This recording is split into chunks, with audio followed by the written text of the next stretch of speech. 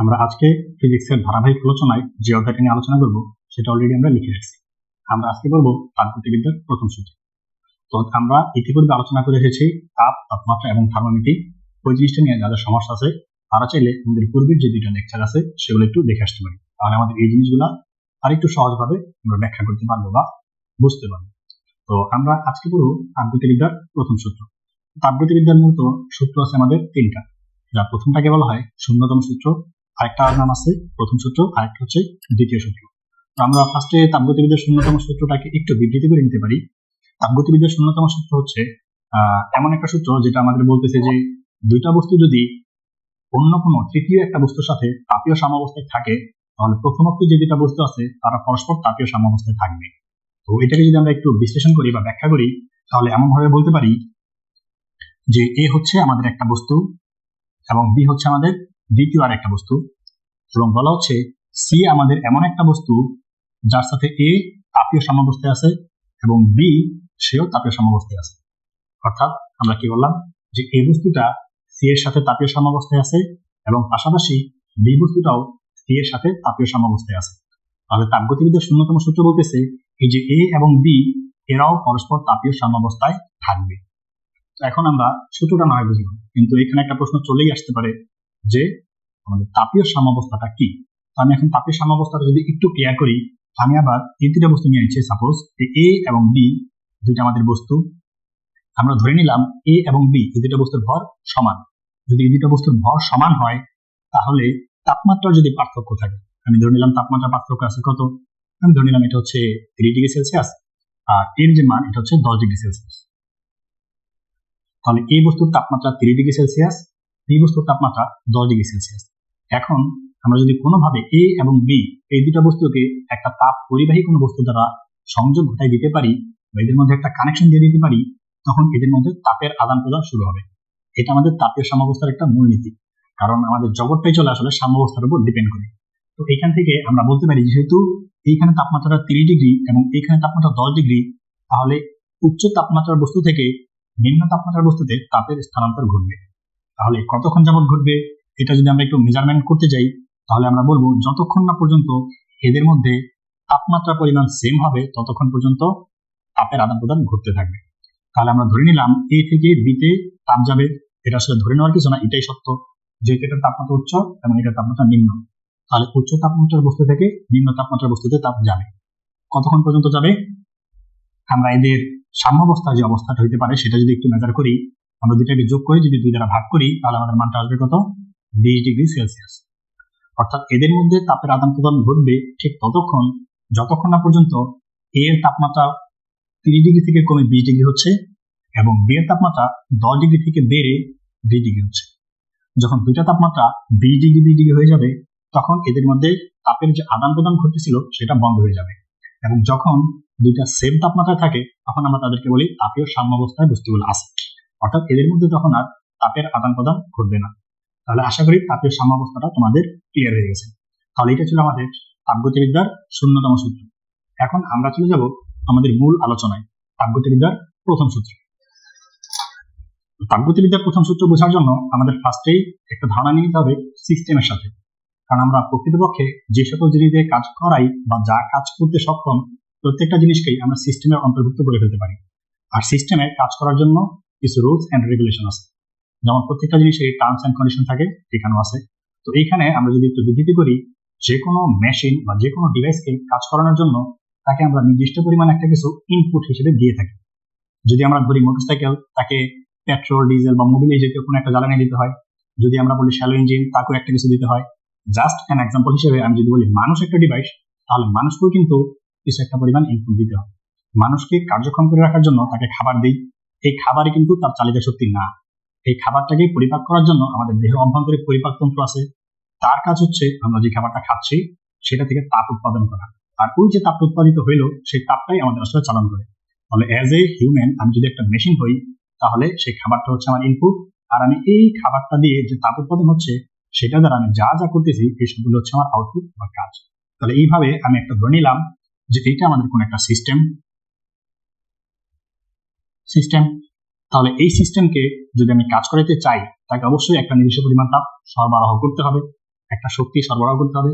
তো শক্তি হিসেবে আমরা যেহেতু আসলে তাপগতিবিদ্যা নিয়ে আলোচনা করতেছি, এখানে শক্তিগুলোকে আমরা অন্য কোনো ভাবে বিচার বিশ্লেষণ না করে শক্তিগুলোকে সবসময় তাপ শক্তি দ্বারা রূপান্তর করবো। তো এইখানে আমরা ধরে নিলাম যে এই সিস্টেমে আমি একটা নির্দিষ্ট পরিমাণ তাপ সরবরাহ করলাম, সেটা হচ্ছে ডিকিউ। তাহলে এখানে যদি আমি ডিকিউ পরিমাণ তাপ সরবরাহ করি তাহলে সে অবশ্যই কাজ করবে, কারণ সিস্টেমের কাজই হচ্ছে কাজ করা। তবে এইখানে যদি আমি তোমাদের আরো একটা এক্সাম্পল দিই তাহলে সেটা আরো ক্লিয়ার হবে। দেখো, আমরা দেশ গ্রামে যারা আছি তারা প্রত্যেকেই কিন্তু আমাদের যে লাল যে বাল্বগুলা, অর্থাৎ আমাদের টমাস আলভা এডিসন যে বাল্বটা আবিষ্কার করছে সেই বাল্বটা ব্যবহার করি। তো এই বাল্বের দিকে যদি একটু লক্ষ্য করো, এই বাল্বটা আমরা আসলে কেন জ্বালাই? আলো পাওয়ার জন্য, ঠিক আছে, লাইট থেকে আমরা আলো পাচ্ছি। কিন্তু পাশাপাশি যদি একটু লক্ষ্য করো দেখবা এই বাল্বটা কিন্তু অত্যাধিক গরম হয়ে যায়, অনেক গরম হয়। এই যে গরম হচ্ছে অর্থাৎ তাপ শক্তি উৎপাদিত হচ্ছে, এই তাপটা সে কোথা থেকে পাচ্ছে? তোমরা নিশ্চয়ই জানো যে আমাদের ফিজিক্সে একটা সূত্র আছে, শক্তির সংরক্ষণশীলতা নীতি। সেখান থেকে আমরা কি বিবৃতি নিতে পারি? যে শক্তিকে একটা রূপ থেকে অন্য এক বা একাধিক রূপে রূপান্তর করা যায়, কিন্তু সৃষ্টি ধ্বংস হবে না। তাহলে এই যে আমরা তাকে বৈদ্যুতিক শক্তি সাপ্লাই দিচ্ছি লাইটটাকে, সেই লাইট থেকে আমরা তাপ পাচ্ছি যেটা আমাদের কাজে লাগতেছে এবং এটাই আমাদের চাহিদা। কিন্তু পাশাপাশি যে সে তাপ উৎপাদন করতেছে এটা কিন্তু আমাদের জন্য অপচয়। তাহলে এই যে তাপটা পাচ্ছি এই তাপটাকে আমরা অপচয় হিসেবে বিবেচিত করতে পারি। অ্যাজ এন এক্সাম্পল, আমি যদি তোমাদের মোটরসাইকেলের কথা বলি, সাপোজ তোমরা যারা মোটরসাইকেল চালাতে পারো বা চালাও, তখন দেখবা যে মোটরসাইকেলটাকে চালানোর উপযুক্ত করার জন্য আমরা কিন্তু তাকে স্টার্ট দিয়ে পিক আপ দিয়ে আমরা ইঞ্জিনটাকে স্টার্ট করে গরম করে নিই, অর্থাৎ ইঞ্জিনটাকে কার্য উপযোগী করে তুলে নিই। তো এই যে সিস্টেমটা কাজের জন্য উপযুক্ত হচ্ছে, এর জন্য সে কিন্তু একটা নির্দিষ্ট পরিমাণ তাপ ব্যয় করে ফেলতেছে। কারণ যেহেতু শক্তির সৃষ্টি বা ধ্বংস করা যায় না, তাহলে এই যে সে গরম হচ্ছে এই জিনিসটা সে অবশ্যই কোথাও না কোথাও থেকে নিচ্ছে। তাহলে এই যে সে শক্তিটা নিয়ে নিচ্ছে সেটা এই যে আমরা সরবরাহিত তাপ দিলাম ডিকিউ, এখান থেকে সে একটা নির্দিষ্ট পরিমাণ তাপ শোষণ করে নেবে। তাহলে আমরা ধরে নিলাম সে যে পরিমাণ তাপ শোষণ করে নেবে এই মাস থেকে কেটে নেবে সেটা হচ্ছে ডিইউ, আর বাকিটা দিয়ে সে কাজ করে ফেলবে, আমরা এটা ধরে নিলাম ডিডব্লিউ। আমি তোমাদের একটা জিনিস একটু ক্লিয়ার করে দিচ্ছি, এখানে আমি ডিকিউ ডিইউ বা ডিডব্লিউ লিখছি। তোমরা চাইলে এই জায়গায় কিন্তু ডি এর জায়গায় ডেল্টা ব্যবহার করতে পারো, অর্থাৎ এই প্রত্যেকটা জিনিসকে তুমি চাইলে লিখতে পারো ডেল কিউ, ডেল ইউ বা ডেল ডাব্লিউ। তো এই যে ডি বা ডেল এটা দ্বারা আসলে কি বোঝায়? এখানে আমরা এই জিনিসটাকে ক্ষুদ্র ক্ষুদ্র অংশ হিসেবে ব্যবহার করতেছি। মনে করে নাও যে আমাদের এই যে সম্পূর্ণ যে জিনিসটা আছে, আমরা টোটাল জিনিসটা নিয়ে কাজ করবো, সাপোজ দ্যাট এটাকে আমরা ক্ষুদ্র ক্ষুদ্র কয়েকটা অংশে ভাগ করে কাজ করবো আমাদের হিসাবের সুবিধার জন্য। আর এই যে এক একটা ক্ষুদ্র ক্ষুদ্র অংশ, এই এক একটা ক্ষুদ্র অংশকে আমরা ধরে নিতেছি ডি কিউ বা ডি ইউ বা ডি ডাব্লিউ। এবং পরবর্তীতে যদি এই সিস্টেম থেকে তুমি সম্পূর্ণ কাজটা পাইতে চাও, তখন জাস্ট তোমাকে এইখান থেকে শুরু করে এই সীমার মধ্যে জাস্ট তাকে ইন্টিগ্রেশন করে দিলেই তুমি সম্পূর্ণ ফলাফলটা পেয়ে যাবে। এই যে ম্যাথের একটা ধারণা চলে আসলো ইন্টিগ্রেশন, আমি এখানেও তোমাদের একটা বিষয় একটু বলে রাখি যে ইন্টিগ্রেশন বা ডিফারেন্সিয়েশন এই জিনিসগুলো আসলে কি। এই ইন্টিগ্রেশনকে যদি তোমরা একটু বাংলায় নামকরণ করো তার নামটা দাঁড়াবে যোগজীকরণ। অর্থাৎ এই যে আমরা ক্ষুদ্র ক্ষুদ্র কতগুলো অংশ নিচ্ছি এগুলোকে বারবার যোগ না করে আমি যদি তাকে একটা ফাংশনের মধ্যে ফেলে দেই তখন সেটা একবারে সবগুলো যোগ হয়ে যাবে। আর এই যে প্রক্রিয়া এটাকে বলা হচ্ছে ইন্টিগ্রেশন বা যোগজীকরণ। জাস্ট এন এক্সাম্পল হিসেবে আমি তোমাদের বলে দিলাম যে এটা হচ্ছে আমাদের ইন্টিগ্রেশনের সাইন। আমি চাচ্ছি 1 থেকে শুরু করে 100 পর্যন্ত যোগ করব, তাহলে আমি কত থেকে কত পর্যন্ত সেটা বলে দিলাম, 1 থেকে 100 পর্যন্ত যোগ করব। আর এখানে আমি একটা ফাংশন রেখে দেবো যার সাহায্য করবো, সেটা হচ্ছে সাম ফাংশন। মানে 1 থেকে 100 আমি কি করবো, সাপোজ আমি যোগ করবো, তাহলে যোগের ফাংশনটা তাকে এখানে আমি বলে দেবো, কত থেকে কত পর্যন্ত যোগ করবো সেটাও আমি বলে দেবো। তাহলে এখান থেকে এই ফাংশনের কাজ হবে 1 থেকে 100 পর্যন্ত পরপর যোগ করে যে মানটা আসবে সেটা আমাকে আউটপুট হিসেবে প্রদর্শন করা। সিমিলার ভাবে এর উল্টা কাজটা করে ডিফারেন্সিয়েশন, অর্থাৎ এক এক করে বিয়োগ করার যে কাজ সেই কাজটা করে ডিফারেন্সিয়েশন। এর বাংলা নাম হচ্ছে অন্তরীকরণ। তাহলে অন্তর মানে কি, আমরা অলরেডি হয়তো জিনিসটা ফেস করছো, অন্তরফল মানে বিয়োগফল। তাহলে অন্তরীকরণ মানে হচ্ছে আমাদের বিয়োগফলেরই একটা অংশ যেটা একাধিকবার কাজ করে, ক্ষুদ্র ক্ষুদ্র অংশ নিয়ে অনেকগুলা কাজকে আস্তে আস্তে করে। তাহলে আমরা আর ম্যাথে না যাই, আমরা আমাদের ফিজিক্সে আবার ফেরত আসি। তাহলে আমরা আসলে বলতেছিলাম কি এই জিনিসগুলো মূলত ক্ষুদ্র ক্ষুদ্র অংশ ডিটারমিনেট করবে। তাহলে এখন আমি যদি তোমাদের একটা সংখ্যার মাধ্যমে বিষয়টা ক্লিয়ার করার চেষ্টা করি, আমি ধরে নিলাম যে কোন একটা সিস্টেমে আমি 50 জুল তাপ সরবরাহ করলাম। কতটুকু তাপ সরবরাহ করলাম? 50 জুল। তাহলে যেহেতু এই সিস্টেম থেকে তার নিজেকে গরম করার জন্য সে নির্দিষ্ট পরিমাণ তাপ শোষণ করে নেবে, তাহলে অবশ্যই তাপেরটা কমে যাবে। তারপর আমি ধরে নিলাম যে সে যে পরিমাণ তাপ শোষণ করে নিচ্ছে সেটা সাপোজ 10 জুল। অর্থাৎ আমি এই সিস্টেমকে তাপ সরবরাহ করলাম 50 জুল।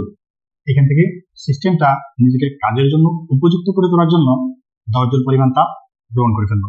তাহলে আমার অবশিষ্ট থাকলো কত জুল? খুব সহজ, জাস্ট 50 - 10 = 40। তাহলে এই 40 জুল কি হবে আমাদের রূপান্তরিত কাজ। এখন এই জিনিসটাই সূত্রের মাধ্যমে যদি আমরা ব্যাখ্যা করি তাহলে এটাকে লেখা যাবে এই ডিকিউ সমান ডিইউ প্লাস ডিডব্লিউ। দেখো তো আমরা এই 10 এবং 40 যোগ করলে 50 পেয়ে যাবো না? এটাকেই সূত্রের মাধ্যমে বিবৃতি করে লেখা হয় ডিকিউ সমান ডিইউ প্লাস ডিডব্লিউ। এটাই হচ্ছে আমাদের তাপগতিবিদ্যার প্রথম সূত্র। এখন আমি বিবৃতিটা আরেকবার করি, তাহলে হয়তো তোমাদের বুঝতে অনেক সুবিধা হবে। বিবৃতিটি একটু লক্ষ্য করো। তাপগতিবিদ্যার প্রথম সূত্র বলতেছে কোনো একটা সিস্টেমে যদি তাপ সরবরাহ করা হয় তার একটা নির্দিষ্ট পরিমাণ তাপ ব্যয় হবে সিস্টেমের অন্তঃস্থ শক্তি বৃদ্ধিতে। অবশিষ্ট যে তাপটা থাকবে সেই তাপটাকে সিস্টেম কাজে রূপান্তর করবে। তাহলে এটাই ছিল আমাদের তাপগতিবিদ্যার প্রথম সূত্র। এখানে কোনটা কি আমি একটু তোমাদের বোঝার সুবিধার জন্য লিখে দিচ্ছি। এখানে এই যে ডিকিউ, এটাকে আমরা বলবো সরবরাহকৃত তাপ। সরবরাহকৃত তাপ। এই যে ডিইউ, এটাকে আমরা বলবো অন্তঃস্থ শক্তি বৃদ্ধি। আর ডিডব্লিউটা হচ্ছে আমাদের কৃত কাজ। ডিডব্লিউটা হবে কি আমাদের কৃত কাজ। তাহলে ডিকিউ সরবরাহকৃত তাপ, ডিইউ অন্তঃস্থ শক্তি বৃদ্ধি, ডিডব্লিউ কৃত কাজ। এখন আমরা এদের সাথে দুই একটা সম্পর্ক দেখব। সম্পর্ক দেখার আগে আমরা আরো একটা জিনিস একটু ক্লিয়ার করে নিই, সেটা হচ্ছে এই যে ডিকিউ, ডিইউ বা ডিডব্লিউ, এদের কিন্তু চিহ্নজনিত একটু সমস্যা হতে পারে বা হয়ে থাকে। তো এদের চিহ্ন কখন কোনটা পজিটিভ হিসেবে ব্যবহৃত হবে, কখন কোনটা নেগেটিভ হিসেবে ব্যবহৃত হবে, সেটাও আমি তোমাদের সাথে একটু পরিচয় করিয়ে দিই। এটা আসলে ছোটটা এখন পর্যন্ত যদি তোমরা বুঝে থাকো, বাকিটুকু একদম সিম্পল জিনিস। দেখো আমরা ডিকিউ কি বলতেছি?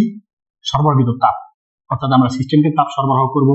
তাহলে সিস্টেমকে তাপ সরবরাহ করবে, এটাই স্বাভাবিক, কারণ সিস্টেম যেহেতু কাজ করবে তাকে আমাদের তাপ দিতে হবে। যদি কোনো কারণে সিস্টেম আমাদের তাপ দেয় তখন সেটা হয়ে যাবে বিপরীত একটা কাজ। আর এই কাজটা যখন হবে তখন এই ডিকিউ হয়ে যাবে কি নেগেটিভ। এই যে ডিইউ, এটা বলতেছে কি অন্তঃস্থ শক্তি বৃদ্ধি, অর্থাৎ আমরা কোনো একটা সিস্টেমে তাপ সরবরাহ করলে সিস্টেমটা একটা নির্দিষ্ট পরিমাণ তাপ গ্রহণ করে নেয়, আর তাপ গ্রহণ করে নেওয়ার কারণে তার সিস্টেমের অভ্যন্তরীণ শক্তি বৃদ্ধি পায়, অর্থাৎ সে গরম হয়ে যায়। তাহলে এই যে সে গরম হয়ে যাচ্ছে, এটাও স্বাভাবিক কাজ করার জন্য। কারণ তোমরা দেখবা যে কোনো ডিভাইস, সাপোজ তোমরা যদি ফোনটাই ধরো, তোমরা একটা নির্দিষ্ট সময় ফোন ব্যবহার করলে ফোন কিন্তু গরম হয়ে যায়। তো এই কারণগুলো আমরা এইভাবে আসলে বিশ্লেষণ করতে পারি বা ব্যাখ্যা করতে পারি। তাহলে কোনো কারণে যদি সিস্টেম ঠান্ডা হয়ে যায়, অর্থাৎ তার যদি অভ্যন্তরীণ শক্তি বৃদ্ধি না পায়, কমে, তখন সেই জিনিসটা হয়ে যাবে আমাদের মাইনাস। অর্থাৎ অন্তঃস্থ শক্তি বৃদ্ধি না পেয়ে যদি অন্তঃস্থ শক্তি হ্রাস পায়, তখন আমরা সেখানে বলতে পারবো ডিইউটা কি আসবে নেগেটিভ। ফাইনালি ডিডব্লিউ হচ্ছে আমাদের কৃত কাজ। তাহলে এই কাজটা কে করতেছে? দেখো তো, আমরা সিস্টেমকে 50 জুল তাপ দিলাম, সিস্টেম আমাদের 40 জুল কাজ করে দিল, অর্থাৎ সিস্টেম আমাদের কাজ করে দিবে, এটাই স্বাভাবিক। যদি এমন কোনো ঘটনা ঘটে সিস্টেমের উপর আমাদের কাজ করতে হয়, অর্থাৎ আমরা উল্টা সিস্টেমকে কাজ করে দিচ্ছি, তাহলে সেই কাজটা হিসেবে আমাদের নেগেটিভ। তাহলে আমি আরেকবার বলে দিচ্ছি, আমি যেহেতু লিখতেছি না আমি আরেকবার বলে দিচ্ছি, তোমরা একটু ধ্যান কেন্দ্রে একটু বিষয়টা বোঝার চেষ্টা করো। সিস্টেম যদি তাপ সরবরাহ করে তাহলে নেগেটিভ, আর যদি আমরা সিস্টেমে তাপ সরবরাহ করি তাহলে পজিটিভ। কি বললাম? আমরা সিস্টেমে তাপ সরবরাহ করব, এটাই স্বাভাবিক ঘটনা। যদি এটা করি তাহলে এটা পজিটিভ, যদি সিস্টেম আমাদের তাপ সরবরাহ করে সেটা হবে নেগেটিভ। অন্তঃস্থ শক্তি বৃদ্ধি, তাহলে নর্মালি ডিইউ দ্বারা আমরা বুঝবো সিস্টেমের অন্তঃস্থ শক্তি বৃদ্ধি পাবে, এটা হলে পজিটিভ। যদি কোনো কারণে সিস্টেমের অন্তঃস্থ শক্তি হ্রাস পায় তাহলে সেটা হয়ে যাবে নেগেটিভ। এবং ফাইনালি কৃত কাজ, এটা হচ্ছে সিস্টেম আমাদের উপর কাজ করবে, মানে সিস্টেম আমাদেরকে কাজ করে দেবে, এটাই স্বাভাবিক। তাহলে এটা যদি স্বাভাবিক ঘটনা হয় তাহলে এটা আসবে পজিটিভ। যদি কখনো সিস্টেমের জন্য বা সিস্টেমের উপর আমাদের কাজ করতে হয় তাহলে সেটা হয়ে যাবে নেগেটিভ। তাহলে আশা করি এদের সাইনজনিত যে কাজ এটা তোমাদের কাছে ক্লিয়ার হয়ে গেছে। এখন আমরা জানবো সিস্টেমের ধরন বা পদ্ধতি সম্পর্কে, অর্থাৎ কোন একটা সিস্টেম কতভাবে বা কত ধরনের কাজগুলো করতে পারে। তাহলে আমরা সাধারণত সিস্টেমের সাথে পরিচিত হয়ে নিচ্ছি, মূলত এটাকে বলবো আমরা সিস্টেম। তাহলে সিস্টেম মূলত 3 রকমের হইতে পারে। দেখো আমি তোমাদের জন্য 3টা চিত্র আঁকে বুঝে দেওয়ার চেষ্টা করতেছি। যা একটাকে বলা হবে ওপেন সিস্টেম, একটাকে বলা হবে ক্লোজ সিস্টেম, একটাকে বলা হবে আইসোলেটেড সিস্টেম। তাহলে সিস্টেমগুলো আসলে কি বলতেছে একটু খেয়াল করো। ওপেন সিস্টেম বলতেছে এটা এমন একটা সিস্টেম যেখানে আমরা শক্তি এবং ভর দুইটারই আদান প্রদান করতে পারবো। কি বললাম? শক্তি এবং ভর দুইটারই আদান প্রদান করতে পারবো। সাপোজ মনে করো যে তোমরা যখন তোমাদের বাসায় হাঁড়ি পাতিলের মধ্যে যখন পানি ফুটাও, তোমরা চাইলেই এখানে পানির পরিমাণ বাড়াইতে বা কমাইতে পারো, একটু পানি এনে ঢেলে দিতে পারো, পানি উঠে নিতে পারো, তাপমাত্রা পরিমাণ চুলা চাইলে বাড়াই দিতে পারো, কমাই দিতে পারো। তাহলে এই জাতীয় যে সিস্টেম এটা হচ্ছে আমাদের ওপেন সিস্টেম। তারপর যে সিস্টেমটা আসতেছে সেটা হচ্ছে ক্লোজ সিস্টেম। ক্লোজ সিস্টেম বলতেছে এটা এমন এক ধরনের সিস্টেম যেখানে আমরা শক্তির আদান প্রদান ঘটাতে পারলেও ভরের আদান প্রদান ঘটাতে পারবো না। অর্থাৎ মনে করো তোমার এই পাতিলটা সিলগালা করা হয়ে গেছে, এখানে তোমার আর ভর দেওয়ার মতো কোনো অপশন নেই, কিন্তু তুমি চাইলে এখানে তাপমাত্রাটা নিয়ন্ত্রণ করতে পারবে, বাড়াইতে বা কমাইতে পারবে। অর্থাৎ শক্তি তুমি এখানে কম বেশি করতে পারবে, আদান প্রদান ঘটাতে পারবে, কিন্তু ভরের আদান প্রদান ঘটাতে পারবে না। এই জাতীয় সিস্টেম হচ্ছে আমাদের ক্লোজ সিস্টেম। আর আইসোলেটেড সিস্টেম হচ্ছে এমন এক ধরনের সিস্টেম যেখানে তুমি শক্তি বা ভর কোনোটারই আদান প্রদান করতে পারবে না। তাহলে এইরকম কোনো উদাহরণ কি তোমাদের মাথায় আছে বলো তো? তোমরা কেউ কি জানো যে আমাদের বাস্তব একটা জিনিস যেটা আমরা সচরাচর ব্যবহার করি, এরকম কোন একটা সিস্টেম যেটা আইসোলেটেড ওয়েতে কাজ করে? এটা হয়তো তোমাদের মাথায় এখন বর্তমানে কাজ করতেছে না, কিন্তু আমি বলার পরেই তোমরা তৎক্ষণাৎ ধরে ফেলতে পারবে। দেখো, তোমরা যদি আমাদের যে ফ্লাক্স থাকে, আমরা যে শীতকালে যে ফ্লাক্স ব্যবহার করি গরম পানি সংরক্ষণ করার জন্য, এটার সাথে যদি একটু কম্পেয়ার করার চেষ্টা করো, তোমরা চাইলেই ফ্লাক্সের মধ্যে গরম পানি রেখে দিতে পারো এবং এটা দীর্ঘ সময় পর্যন্ত গরম থাকে। তার কারণ এখান থেকে তাপের আদান প্রদান খুব সহজে ঘটে না। একেবারে ধীরে সুস্থে ঘটে, কিছু পরিমাণ তাপ তোমার এখান থেকে চলে যাবে, তবে সেই কাজটা ঘটার জন্য তাই হচ্ছে পরিবহন প্রক্রিয়া। নর্মাল প্রক্রিয়াতে তাপগুলো এখানে থেকে যায়। তো এটা হচ্ছে আমাদের 3 ধরনের সিস্টেম। এখন আমরা কাজের ধরনটা জেনে নেব, এবং কাজের ধরন জানার জন্য আমাদের আরো 4টা পদ্ধতির সাথে পরিচিত হইতে হবে। চলো আমরা এখন তার সাথে পরিচিত হয়ে নিই। তাহলে কাজের উপর ডিপেন্ড করে আমাদের সিস্টেম কতভাবে কাজ করতে পারে সেই জিনিসগুলো যদি আমরা একটু দেখি, তার প্রথমেই থাকবে সমচাপ প্রক্রিয়া।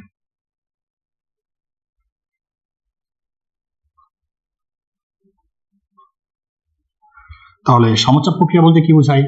দেখো, নর্মালি বোঝা যাচ্ছে সমচাপ মানে চাপটা সমান। তাহলে আমাদের কোন সিস্টেম যদি এই প্রক্রিয়ায় কাজ করে, তার মানে এখানে তার চাপের পরিমাণটা ফিক্সড থাকবে। তাহলে আমরা ধরে নিলাম এটা হচ্ছে আমাদের কোন একটা সিস্টেম।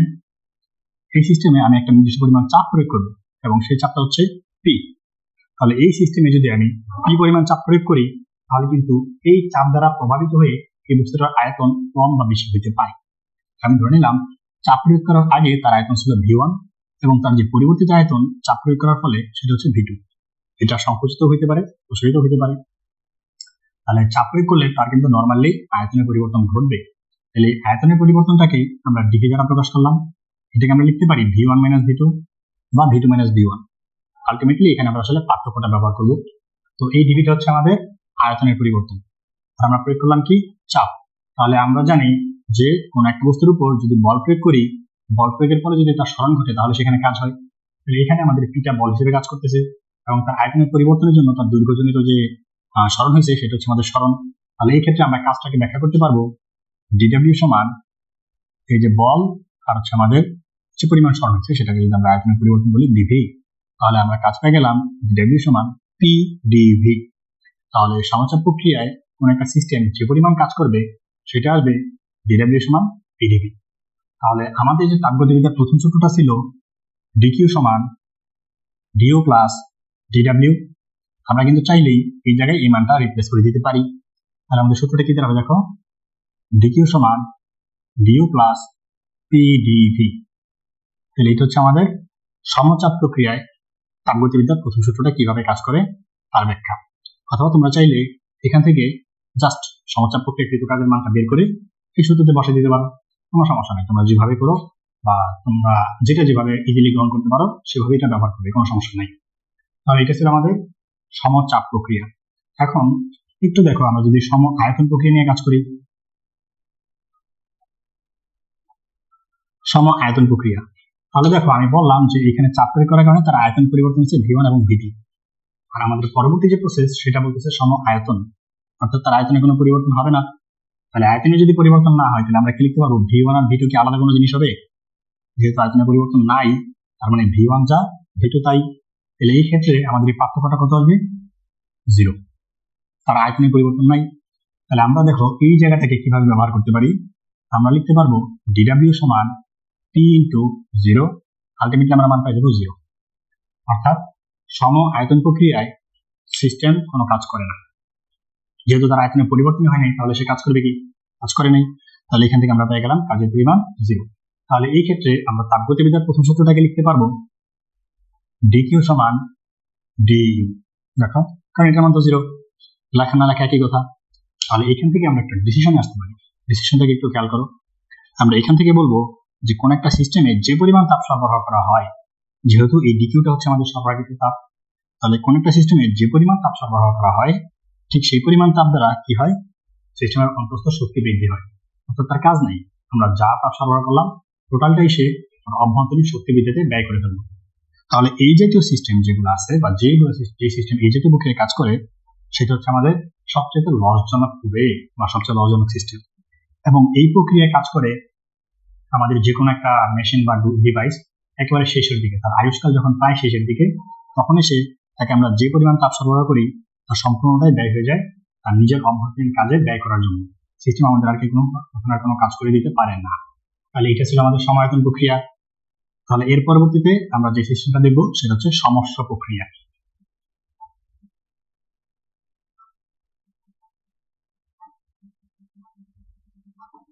আচ্ছা, তো এই যে সমস্য প্রক্রিয়া লিখলাম, এইটা আসলে কি, এই ওয়ার্ডটা কি বোঝাচ্ছে? দেখো, এটাকে আমরা যদি একটু বিশ্লেষণ করি বা ভেঙে ভেঙে লিখি তাহলে বলা যাবে সমান সমান উষ্ণতা। সমান সমান উষ্ণতা, এটাকে মনে করো যে সন্ধি বিচ্ছেদ বলতে পারো, অথবা বেশ বাক্য সহ সমান বলতে পারো, তোমরা যেভাবে গ্রহণ করো আর কি। যে মনে করো সমান সমান উষ্ণতা যার, সেটাকে আমরা বলবো সমস্যা। তাহলে এই সমস্যা প্রক্রিয়া বলতেছে তার উষ্ণতাটা সেম থাকবে। কি বলা হচ্ছে? উষ্ণতাটা সেম থাকবে। তাহলে আমাদের যে তাপগতিবিদ্যার প্রথম সূত্র আছে সেখানে কিন্তু আমরা দেখছিলাম যে ডিকিউ সমান ডিইউ প্লাস ডিডব্লিউ। আর এখানে এই যে ডিইউটা ছিল, এটা কি ছিল? সিস্টেমের অভ্যন্তরীণ শক্তি বৃদ্ধি। তাহলে সমস্যার প্রক্রিয়া কি বলতেছে? সিস্টেমের অভ্যন্তরীণ শক্তি বৃদ্ধি হতে পারবে না, কমতেও পারবে না, কারণ উষ্ণতা কি হতে হবে? সমান। যদি সিস্টেমের অভ্যন্তরীণ শক্তি বৃদ্ধি পায় তাহলে তো সে গরম হয়ে যাবে, যদি অভ্যন্তরীণ শক্তি হ্রাস পায় তাহলে সে ঠান্ডা হয়ে যাবে। তো যেহেতু সমস্যা প্রক্রিয়া, এখানে আমাদের উষ্ণতা বাড়তেও পারবে না, কমতেও পারবে না। তার মানে আমাদের সিস্টেম অভ্যন্তরীণ শক্তি বৃদ্ধিও পাবে না, হ্রাসও পাবে না। তার মানে আমরা এখান থেকে একটা ডিসিশন নিয়ে নিলাম যে আমাদের যে সমস্যা প্রক্রিয়া, সেই সমস্যা প্রক্রিয়ায় কোন সিস্টেমের অভ্যন্তরীণ শক্তি হ্রাস বা বৃদ্ধি নাই। তাহলে যদি না থাকে আমরা কি করতে পারবো? আমরা লিখে ফেলতে পারবো ডিকিউ সমান ডিডব্লিউ। আচ্ছা, এখানে কি আসলে দেখো তো আমরা একটা ডিসিশন নিতে পারি কিনা। ডিকিউ সমান ডিডব্লিউ, ডিকিউটা কি? সরবরাহিত তাপ। ডিডব্লিউটা কি? ঋতু কাজ। তাহলে কোন একটা সিস্টেমে আমরা যে পরিমাণ তাপ সরবরাহ করবো তার পুরোটাই কাজে রূপান্তরিত হয়ে যাবে। যদিও বাস্তবিক পক্ষে এটা সম্ভব না, তবে আমরা যদি ধরার সেন্সে ধরে নেই, আমরা বলতে পারবো কোন একটা যন্ত্র বা ডিভাইস আমরা যখন একেবারে নতুন কিনে আনি তখন সে 100% পারফরমেন্স দেয়। যদিও বাস্তবিক পক্ষে সম্ভব না, আমি আগে বলে নিছি। তাহলে কোন একটা সিস্টেমে যে পরিমাণ তাপ সরবরাহ করবো তার সম্পূর্ণটাই এখানে কাজে রূপান্তর হবে, কারণ এখানে কোনো অপচয় নাই, সিস্টেমের কোনো অভ্যন্তরীণ শক্তি বৃদ্ধি নাই। আর এটা ছিল আমাদের সমস্যা প্রক্রিয়া। এরপরে আমরা ফাইনালি যে প্রক্রিয়া দেখবো সেটা হচ্ছে রুদ্ধতাপীয় প্রক্রিয়া। তাহলে আমরা দেখে নিই রুদ্ধতাপীয় প্রক্রিয়া।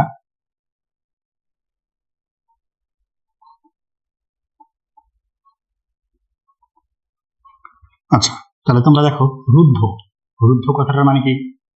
বদ্ধ। রুদ্ধ মানে বদ্ধ, একই অর্থ, এগুলো হচ্ছে সিনোনিম খুব সম্ভবত। তাহলে রুদ্ধ তাপীয় প্রক্রিয়া বলতেছে, রুদ্ধ মানে বদ্ধ, তাপীয় মানে তাপ, তাহলে তাপটা বদ্ধ, এখানে তাপের প্রবাহ সম্ভব না। কি বলা হচ্ছে? রুদ্ধ তাপীয় প্রক্রিয়ায় তাপের প্রবাহ বা তাপের যে পরিবর্তন, আদান প্রদান, এগুলা সম্ভব না। কিন্তু আমাদের মূল শর্তটাই ছিল কি? আমরা কোন একটা সিস্টেমে ডিকিউ পরিমাণ তাপ সরবরাহ করবো। তাহলে রুদ্ধ তাপীয় প্রক্রিয়া বলতেছে এখানে তাপের আদান প্রদান করা যাবে না, তাহলে আমরা তাপ সরবরাহ করতে পারবো না। তাহলে আলটিমেটলি আমরা কি পেয়ে যাবো? ডিকিউ সমান 0। আর যদি ডিকিউ সমান 0 হয় তাহলে আমাদের যে তাপগতিবিদ্যার প্রথম সূত্র তার রূপটা কি আসে আমরা একটু দেখি, ডিইউ প্লাস ডিডব্লিউ। তাহলে এখান থেকে আমরা যদি একটু দেখি, দেখো এটার মানটা 0, তাহলে ডিইউ প্লাস ডিডব্লিউ। এটা যদি আরেকটা আমরা স্থানান্তর ঘটাই তাহলে আমরা কিন্তু এটা এরকম লিখতে পারবো যে ডিডব্লিউ সমান মাইনাস ডিইউ। তাহলে এখান থেকে আমরা একটা ডিসিশন নেবো, একটু খেয়াল করো। সিস্টেম কিন্তু কাজ করতেছে, সিস্টেম কাজ করতেছে, ডিডব্লিউ কাজ আছে, ডিইউ এটার সময় নেগেটিভ। আমরা আবার সিস্টেম কোনো তাপ সরবরাহ করি নাই, তাহলে একটা কেমন কন্ট্রাডিক্ট হয়ে গেল। আমরা সিস্টেম কাজ করতেছে কিন্তু আমরা বলছিলাম সিস্টেমের তাপ না দিলে সে কাজ করতে পারবে না। তাহলে সিস্টেম এখানে কিভাবে কাজ করতেছে? তো দেখো, আমি কিন্তু এও বলছিলাম যে কোনো ডিইউর সামনে যদি মাইনাস থাকে তখন সিস্টেমের অভ্যন্তরীণ শক্তি হ্রাস পায়। তাহলে এখানে সিস্টেম কাজ করবে ঠিকই এবং সে তাপও লাগবে ঠিকই, সে কাজ করার জন্য অবশ্যই তাপ লাগবে। তো তাপটা আমরা বাইরে থেকে তাকে দিই নাই, সেই জন্য সে কি করছে? সিস্টেম থেকে তাপ নিয়ে নিছে। অর্থাৎ সিস্টেমের অভ্যন্তরীণ ভাবে যে তাপ ছিল সেখান থেকে একটা নির্দিষ্ট পরিমাণ তাপ সে নিয়ে সেটা দ্বারা কাজে রূপান্তর করছে, এবং এর ফলশ্রুতিতে সিস্টেমের যে অভ্যন্তরীণ শক্তিটা ছিল সেটা হ্রাস পেয়ে গেছে, কমে গেছে। কারণ সিস্টেম থেকে সে তাপ নিয়ে নিছে। তো সিস্টেম থেকে তাপ নিয়ে নেওয়ার কারণে সিস্টেমের অভ্যন্তরীণ শক্তিটা হ্রাস পাবে এবং এর দ্বারা আমাদের কাজটা হবে, এবং এই জাতীয় কাজ সাধারণত নেগেটিভ কাজ বা ঋণাত্মক কাজ হয়ে থাকে। তো আমরা এখান থেকে তাপগতিবিদ্যার যে প্রথম সূত্র আছে সেটাকে বিভিন্নভাবে বিশ্লেষণ করার চেষ্টা করলাম, এবং এইগুলাকে কাজে লাগায় আমরা ভবিষ্যতে আরো বিভিন্ন সূত্র দেখবো। আমাদের এখানে এই যে সমস্যা প্রক্রিয়া এবং রুদ্ধতাপীয় প্রক্রিয়া, এগুলোর উপর ডিপেন্ড করে আমাদের কতগুলো সূত্র ব্যবহার করতে হবে। তো ইনশাল্লাহ চেষ্টা করব আমরা আগামী যে ক্লাসটা থাকবে বা লেকচারটা থাকবে সেখানে এই সমস্যা এবং রুদ্ধতাপীয় প্রক্রিয়ার যে সূত্রগুলো আমরা ব্যবহার করবো, আলাদা আলাদা ফর্মুলা, সেগুলো কিভাবে আসে, কিভাবে আইডেন্টিফাই করা যায়, সেগুলো সম্পর্কে আজকের ক্লাস আমি এই পর্যন্ত রাখতে চাচ্ছি। তাহলে দেখা হবে হয়তোবা কোনো একটা নেক্সট ক্লাসে। আমরা হয়তোবা এই তাপগতিবিদ্যার এই সূত্রগুলো রিলেটেড এর জন্যই আমরা আরো একটা ক্লাস নেব। তার পরবর্তীতে হয়তো আমরা ম্যাথ পার্টে চলে যেতে পারবো আশা করতেছি।